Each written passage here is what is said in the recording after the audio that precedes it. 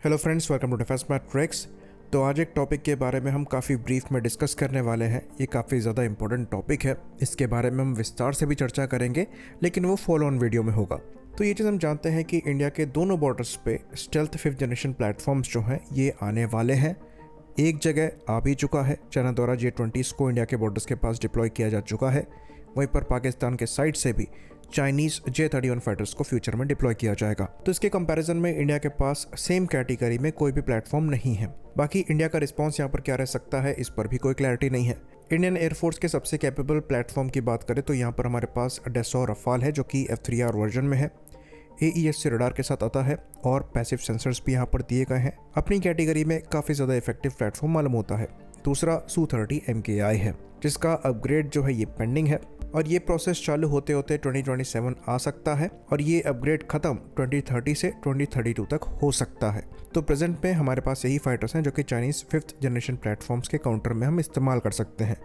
तो आज के इस वीडियो में हम समझने की कोशिश करेंगे कि क्या ये सफिशिएंटली कैपेबल होंगे चाइनीज़ 5th जनरेशन फाइटर्स को काउंटर करने के लिए, जो कि पाकिस्तान और चाइना दोनों द्वारा इस्तेमाल किए जाएंगे।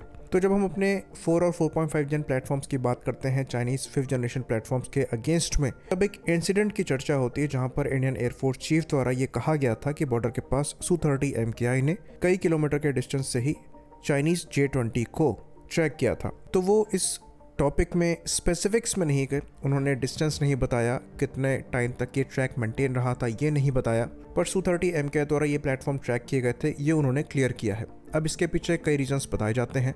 पहले ये कहा जाता है कि हो सकता है जो J-20 है वो अपने कंप्लीट स्टेल्थ कॉन्फ़िगरेशन में ना हो, एक्सटर्नल पेलोड को कैरी कर रहे हो, या फिर स्टेल्थ फीचर्स को प्रोटेक्ट करने के लिए ल्यूनबर्ग लेंस को यूज़ कर रहे हो, जिसकी वजह से उनको डिटेक्ट यहाँ पर किया गया है। तो ये 2018 के आसपास की न्यूज़ है और तब जो चाइनीज़ J-20 थे वो पुराने AL-31 इंजन्स के साथ फ्लाई कर रहे थे और इन इंजन्स के साथ जो IR सिग्नेचर है इस प्लेटफॉर्म का ये सप्रेस नहीं है। और J-20 के लिए ये भी कहा जाता है कि J-20 में ऑल आस्पेक्ट स्टेल्थ नहीं है, यानी कि हर डायरेक्शन से जो एयरक्राफ्ट का RCS है वो इतना कम नहीं है। फ्रंटल RCS इसका सबसे ज़्यादा कम है, लेकिन साइड प्रोफाइल्स में जो रडार क्रॉस सेक्शन है वो बहुत कम नहीं है। तो इसको स्टेल्थी एयरक्राफ्ट ज़रूर कहा जाता है, पर ये उतना स्टेल्थी नहीं है। इसे Su-57 से भी कंपेयर कर दिया जाता है, जहाँ पर इसके स्टेल्थ कैरेक्टरिस्टिक्स Su-57 जैसे बताए जाते हैं, जहाँ पर अगेन ऑल आस्पेक्ट स्टेल्थ नहीं है।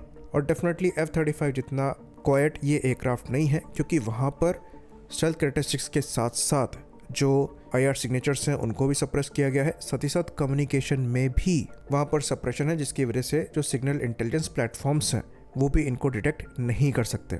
तो J-20 air to air combat के लिए तो सही है, पर इंट्राडिक्शन जैसे रोल्स जो हैं, जैसे कि F-35 परफॉर्म कर सकता है, वो J-20 से एक्सपेक्ट नहीं किए जा सकते।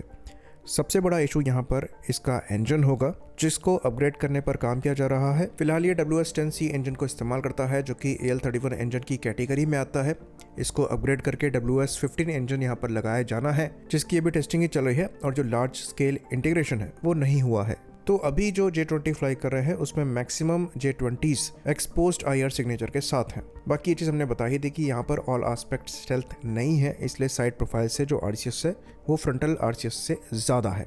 तो अगर उस समय भी J-20 ल्यूनबर्ग लेंस इस्तेमाल नहीं कर रहा था तब भी इसको डिटेक्ट किया जा सकता है।